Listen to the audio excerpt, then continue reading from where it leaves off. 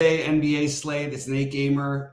Pretty good slate, actually, from what we can see. Obviously, there will be stuff that we don't know about yet. And tonight, as for those who don't know, I know I've got an entry in the 2,500. I know Sheets has got an entry in the 2,500. Maybe Roby has one. We'll see about that one. But so we've got some $1 million potential at least. Sheets, overall thoughts. Go ahead. No, first of all, just to review last night, didn't work out for me. I ended up Precious, actually lucky to just barely, not destroy my lineups. But I didn't play. Who didn't I play? I didn't play Jokic, and I played Lowry Markkanen. So those were the main sources of pain for me. I wasn't even I didn't even need anybody in the Laker game. I was already. It didn't matter what I did. I was already knocked out. So that's pretty much all I had for yesterday. Today, there's some very, very good mid-range value, at least for now, and we'll see if any cheap value opens up a little bit later. But let me, I guess, share my screen and we'll kind of get into it. Yeah, it's a very interesting. Well, I always find these ones a little bit extra interesting because I'll be the late swapping and trying to get any little extra edge. I actually feel good about the process last night, and we got really. Speaking of, some guys got lucky to get there. Russell Westbrook got really unlucky not to just absolutely destroy the slate. Like he had everything. He put up 32 in 18 minutes. He was on his way to have he was just absolutely dominant the whole time he was in there. The problem is you just get the types of game flow for the Clippers where if they need defensive stops because they're up by more than 5, they take him out for the defensive substitutions. And if they're down or within a basket or two, he plays the whole time. So you don't know what minutes you're going to get. But he was absolutely terrific last night. He had, I think he had 20 in the first 3 minutes that he played. So he still got there, even just not quite as much as you hope. Anyway, we'll get to it. Unfortunately, I got too many victory praises on Westbrook before the game was over, and then he just didn't have any more fantasy points because he came out of the game. So I got a lot of people saying, how'd you call that at 3% and everything like that? But whatever, it still was fine. All right, so starting off with Charlotte, Detroit. Right, so starting off with Charlotte, Detroit, indeed, right? So I have, so this is probably the first, I would imagine the first game Detroit's been favored this year, or at least pretty close to it. Shows you how great Charlotte is. Anyway, Miles Bridges looks like a very, very strong mid-range play right now at 7,600, as does, and LaMelo Ball looks like kind of a really, really good spend-up. On the Detroit side, oh boy, is what's his name not playing? I guess Cade's got to be playing, right? I just think that they're not sure yet, but I think he's going. It seems like a pretty thin projection out of him. I was expecting him to look a little bit better. Right now, coming off a year with an injury, I don't know. Okay, maybe. Nonetheless, it's a good matchup to get to. Regardless of whether you have a broken leg or not. So, I like Bridges. I like LaMelo. Boy, who else here? Detroit, not much, but I guess I'll start with those two. Those two both look pretty good. Yeah, I think that this projection is a little it's a good projection on LaMelo. I'm kind of surprised by the ownership at first look. I would have thought that would be just naturally something people gravitate towards because Rozier's being, the fact that Rozier's out. Yeah. I've got Cody Martin as playable and obviously Bridges as well. As of right now, I probably am going to end up with at least one of these guys. LaMelo seems like the most likely one for me, but I do like the Bridges idea. I mean, this is a monster projection for Bridges. You also have a weird, I'm just curious. I'd like to see a starting lineup, I guess, is basically what I'm leading to. Is this, what's happening with, that's Nick Smith, not Nick Richards. I was like, why does Nick Smith have a project? Nick Richards have a projection. Why is he 4,100? No, he's 5,200. I think that this is one I'm going to have to revisit later, just based on their start. I'm just curious what they're going to do. Most likely, they just plug in Cody Martin, but there are some other options that they have. So definitely interested in this game environment. I don't have Bogdanovich is in the right price range. The matchup is good for Duren. Monty Morris is getting some love. I'm not sure I'm going to be fond of that. The Cade thing is probably the best run back. So I'm sort of with you. I just sort of wanted to talk it through because I was trying to consider a lot of different things on this slate. And right now I think that one of the LaMelo Martin bridges at least, and then maybe a Cade run back if you're going to play a couple of those guys is certainly a viable way to go. High total, bad defensive teams should stay close enough. Hopefully, we'll see.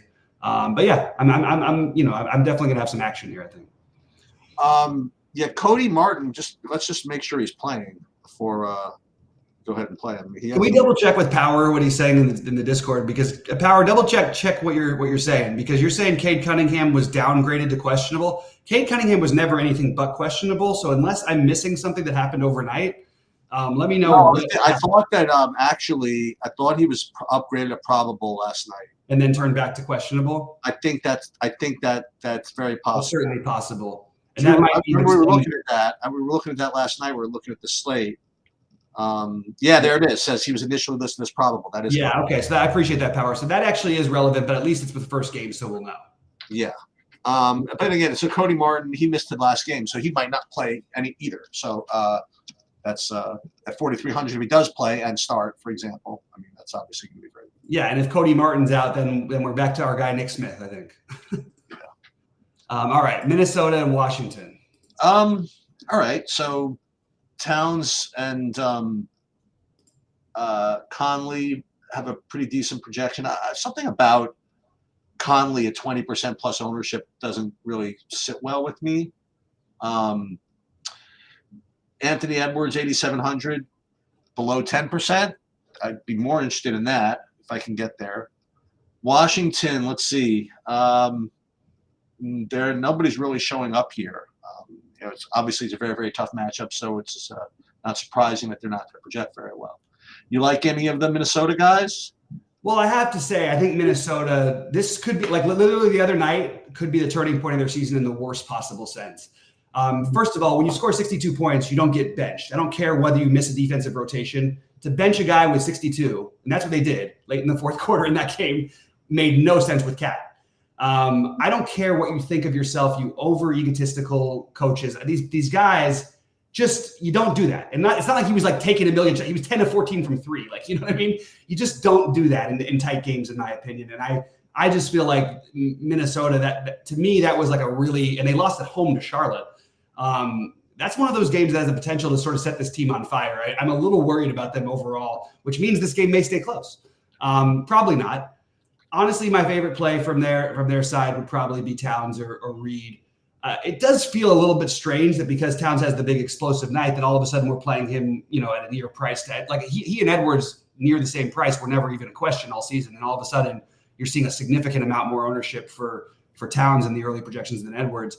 The problem with playing, I do think Towns' style is better against Washington because they sort of let everybody score. Like they're all equal-tunity. They're equal-tunity offenders. They don't care about who the one is going off. You don't need your superstar to go off against them. And that's why guys like Conley are projecting well. It's a great matchup. He's 5,300. I just have Minnesota with a big question mark right now, but I'm probably going to do something because the matchup's so pure. Certainly, if Conley is for any reason out again, we can definitely look to those same guys we did last time. But I don't mind the Conley idea. It's just a guy to me. I can't get to anything on the other side as of right now. There is a temptation. I'm not going to do it at a 2,500, I don't think.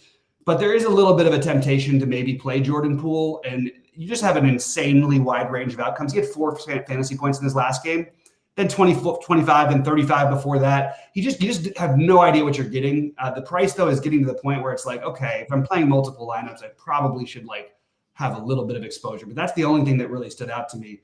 Nobody else who I'm overly high on. Pretty much. Yeah. I would like to do more there anyway. All right.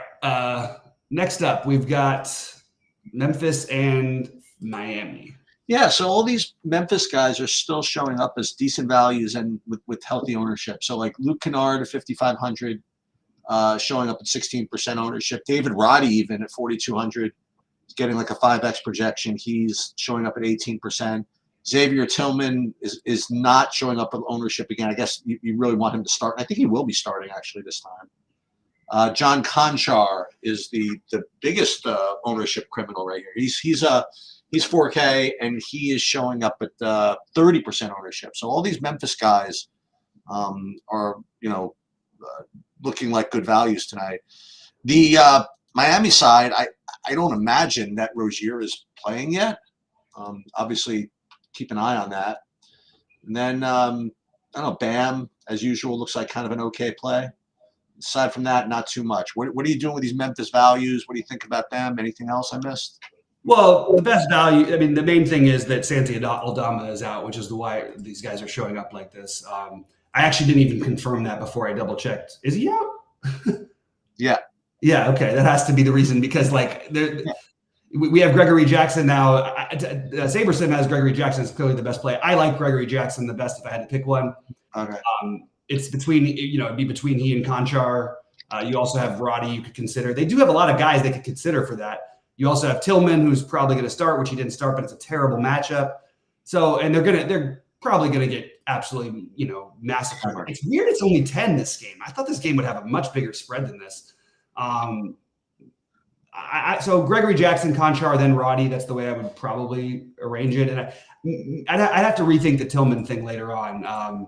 It worries me that they've done this with his minutes a number of times. Now, they don't have the same guys to do it this time, but it does worry me. And, look, without Lowry, the real truth is it's not like Lowry's like a super low usage guy. So it's not a benefit to any of the other starters. He's one of the lowest usage starting players, and he actually wasn't starting. He was coming off the bench. But you'd think that Caleb Martin could get like extra minutes that would make him an interesting play here. So I have Martin as a potential guy to use, but nothing that stands out. I mean, it might be a night where we play the Mike Martin twins. I think that's they're reasonable values. But it's not the most exciting plays in the world. So you'd think you'd get to something from the Miami side, but I'm not falling into anything else. That you know why? Because Terry Rozier, they're actually expecting to play. Oh, is that right? Well, Sabersim is. Okay. NBA is not, but we'll see later. I mean, he's got a Q tag on him. That's why the projections aren't any better. So I'm going to put Miami with a question mark until I learn a little bit more about what's happening with Rozier. That one I expect to know well before lock. I don't think they're going to wait right till lock to do it. They also, it doesn't seem like they force him in a home game against Memphis, but maybe. All right, 8 Eastern. What do you got? Which one do you have first? I have the first one as being Cleveland-Milwaukee. Okay. LeVert is questionable again, and it's a risk. It's a right wrist sprain, so that's not great.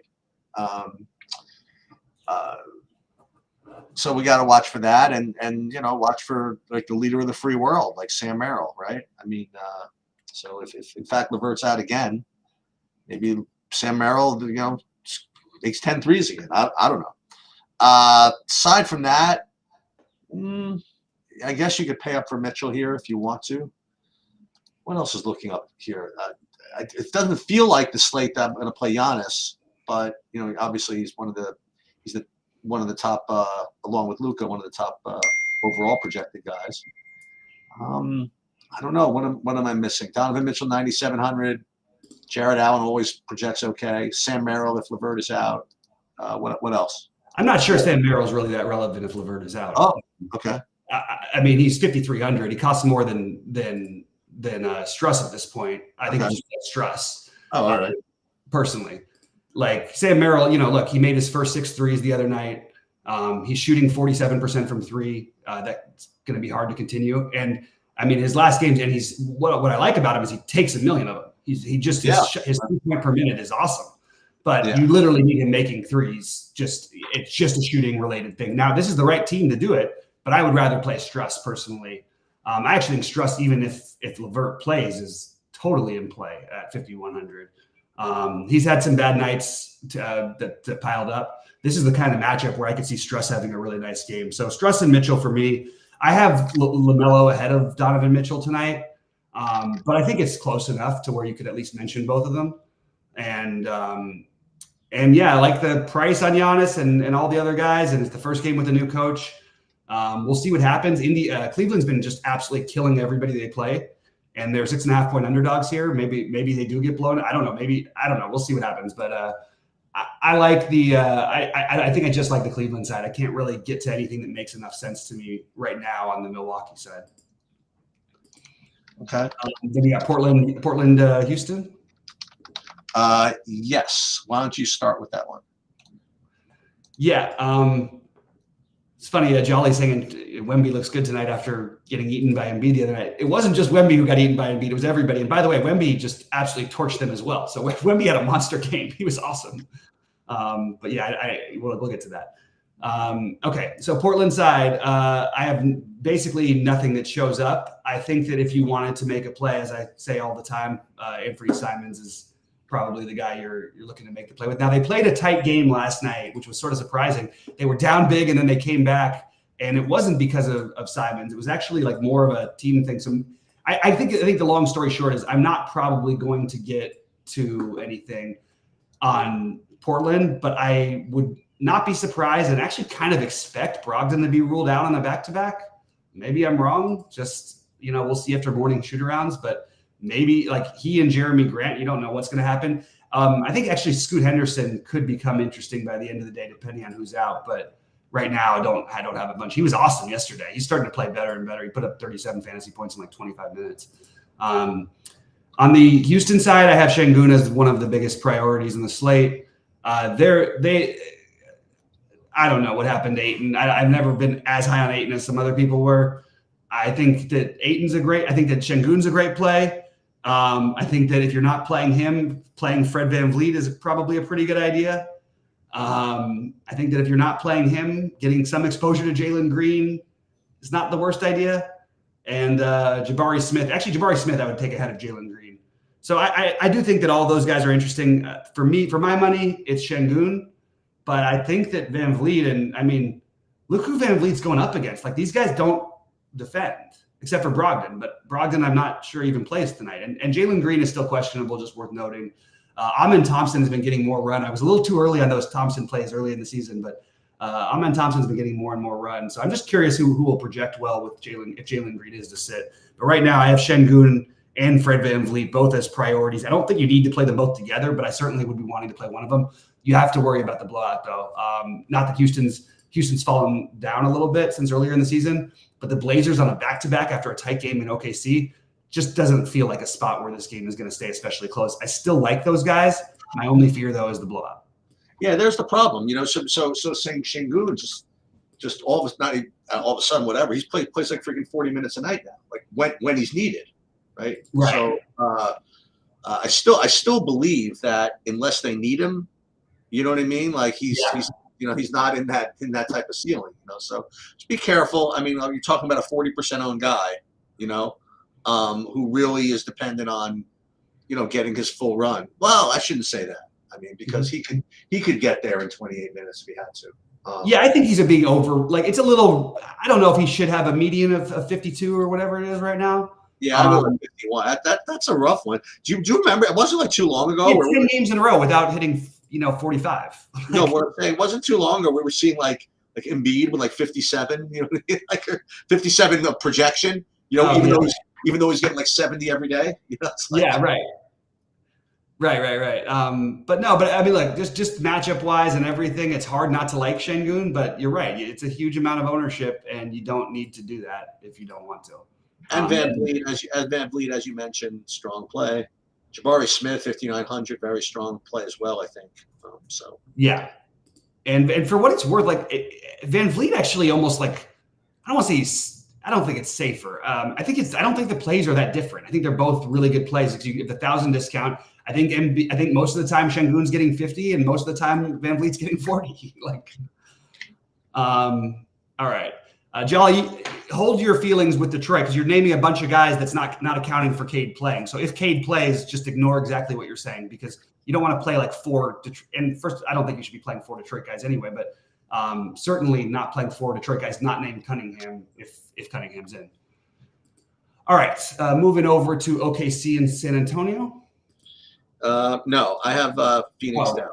I'm sorry, I skipped a game. I'm gonna say 2 things, and they're the same things. Is that specifically in the last 2 games, I guess.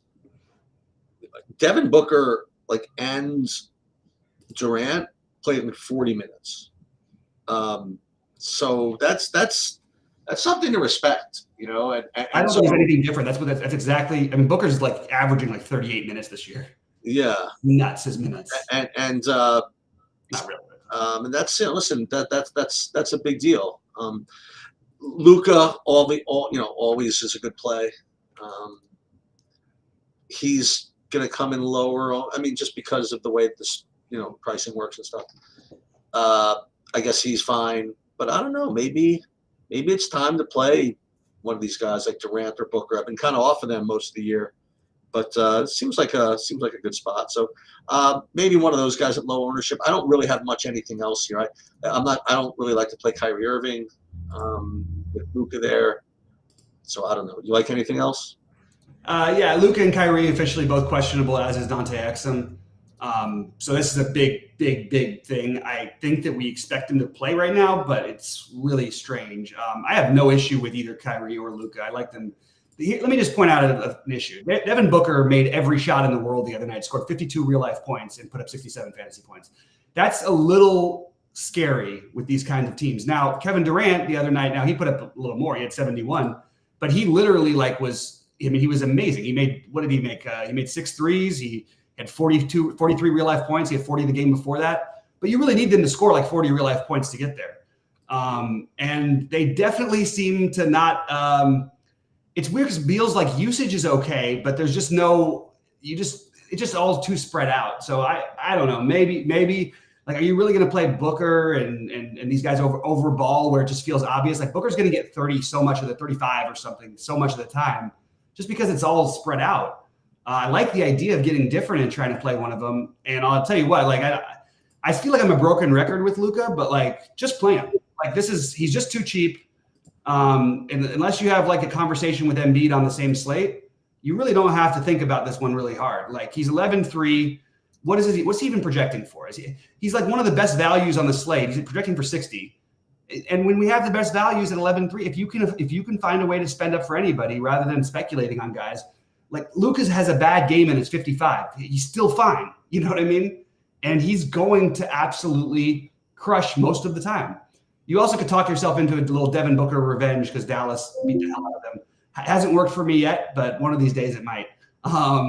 But anyway, I just wanted to throw out my thoughts on that one because I do think Luka, I honestly can't believe we have these shows all the time and people are like, well, I'm getting 20% Embiid, 20% Luka. I'm like, well, maybe I'm wrong, and I understand you have to have the value, but if you get the value to open up and you don't play these guys, I just think you're asking for it because they're going to be putting up more 70s and 80s than the basketball's just different. The scoring is way up. Somebody's going to score 100 points. Kobe's 81 points translated to today, just based on shot attempts alone, would have been 110 points. You know what I mean? And we're going to see these monster performances from the superstars. So I'm going out of my way to try to get to some of these superstars, maybe a little bit more even than I should. But Luka is the best spend on the night by far, I think. Okay, what do you got in the OKC San Antonio? Yeah, we got Chet versus Wemby. No, good game. That's something. That's definitely something. I see this minute projection of Wemby at 28 minutes. Really? They're really stretching him now, I guess. I don't know. But if he's actually going to play a little bit more, I know it's a tough matchup, but maybe I'll take a shot. Shea, very strong matchup, obviously for them on the other side. So I'll play those guys. I'll play Chet. I'll play Shea, and I'll play Wemby. Yeah. No, I just would rather play. I'm always going to rather play Luka than Chet than Shea. They're not. Their ceilings are just in different levels. Right. Shea played 35 minutes last night, and I don't have. It's the 1,200 price difference is for Luka's sure 60. And that's the ceiling for Shea. I just don't see the need to do it. I think it's a great matchup, and I expect him to have a good game. But I'm just going to say congratulations, and I'll move on with something else. What I don't understand is why Jalen Williams and Chet Holmgren don't project better. I think both of those guys are kind of interesting as more mid-tier plays, but not immediately. The Wembanyama thing, my guess is by the end of the day that he ends up as one of the most popular plays in the slate, maybe the most popular, in terms of the spend ups. People are going to they're going to love what Pop said the other night, which Pop said basically before the last game. we're thinking about lessening the 24-minute restriction, and he's played 27, 27, and 28 the last 3 games. So, and he said it is happening. It's going to happen very soon, is what he said. Read into that what you will. People love to read into it in DFS, myself included, a lot of the time. But I think Wembanyama is definitely an awesome play at 8,300. I even think you could argue he's being under projected. And I think that the he versus Chet, he's a real trooper. I think he'll take this especially seriously. He always takes everything seriously, but So I like Wembanyama a little bit. I like Chet a little bit, and I like Jalen Williams a little bit. But really not getting to the Trey Jones, Devin Vassell, Sohan characters. If Trey Jones is out, that's the only time we have to consider something else. And I will throw in, if you're starved for value, it doesn't feel like everybody loves to play the new guys who are starting and stuff like that. And Shinpenny, I'm not saying he's going to get there, but look, he's been over 15, 7 games in a row. He's 3,800. It's a guy you can consider for some value. So I just wanted to throw that out there as and by the way, it's a later game. So you also get a little bit of edge in case something happens in Dallas. Because look, if Kyrie and Exum are both out, or if Luke is out and Kyrie and Exum are both, you kind of would like to have stuff in these later games if you could. Right. And hopefully we get better clarity during the day, but we don't know for sure right now. I know Trey Jones projects well. I'm not getting there really, but I'm not going to fault you for it either. Okay, last game on the slate here. Well, if you didn't like any of that, I mean, you have 2 of the top values on the slate. That being DeJounte Murray and Bogdan Bogdanovic for the late night hammer for 2,500. I don't know if I'm going to have them. I might, and I know that a lot of people are going to have them. So I think for pretty good reasons. So I definitely like those 2 guys. Those are the guys that stood out at first glance. I didn't really take a deeper dive into it. Do you like anything aside from those guys, or is it like an Okongwu night or something? Yeah, I'm consistently surprised at the fact that DeJounte Murray's not 75% on when Trey doesn't play. He just goes nuts. He always does. You know what I mean? Right. We don't need to try and figure this one out. It's going to be DeJounte Murray and or Bogdanovic. That's his one path of failure is probably Bogdanovic, who just hasn't played great. But it's partly because it's all going through Murray. So I have it rated Murray, then Bogdanovic. Murray's basically I don't say he's a lock, but I'd be shocked if he doesn't end up in my 2,500 tonight. That's one. He and Şengün were the first 2 to stand out to me and just go, okay, I think I'm probably playing these guys in my biggest buy-in. I think that Okongwu is the next guy for me. They try to force it. They might mix things up one of these days, but Okongwu just played 29 minutes. He's actually trending his minutes with Capella are so close that Capella always projects, a little better or whatever. And I mean, not even per dollar, just overall points, and projects for more minutes, but their minutes are basically the same. And Okongwu is more likely to get 30 than Capella is, I think. So I'm in on Okongwu at 4,600 as a value. It also, again, later game tries to get you, get some more stuff. I think Saddiq Bey is interesting at 5,100. I think Jalen Johnson at 72 is interesting. I like this whole everything on Atlanta I'm into tonight.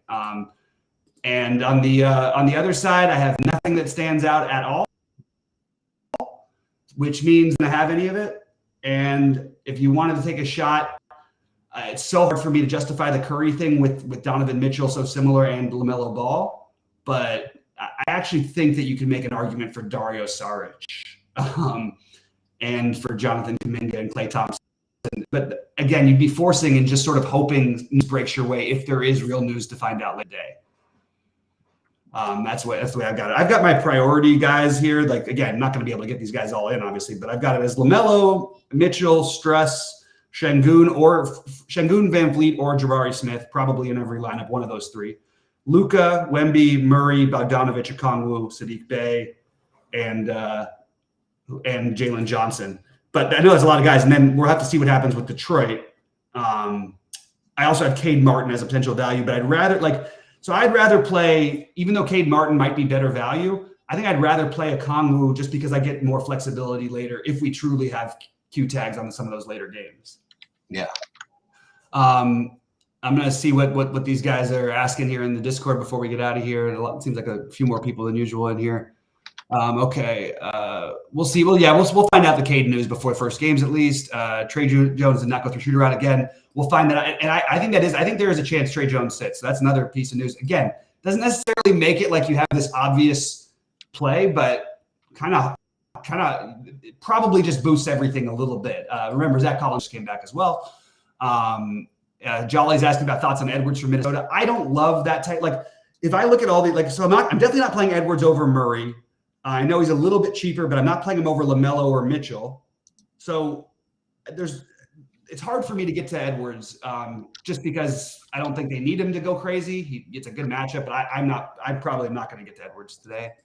Dwayne is saying he played Kawhi and Harden on the run back. Oh, that's nice, man. You must have had a nice night. That's pretty awesome. Sheets, have you watched Kawhi play at all this year? He's amazing. It looks like I think he's better than he ever was. He's so good, and it's weird because he shoots all these contested jumpers, and they're not really that contested. But that's his basic form of scoring, and he's like a 60% from the floor guy. Like, it's weird. He's just so efficient. But guys, we'll be live later on today at what's it called? 6 today, and I'll get my content out in a little bit. Sheets, anything else before we get out of here?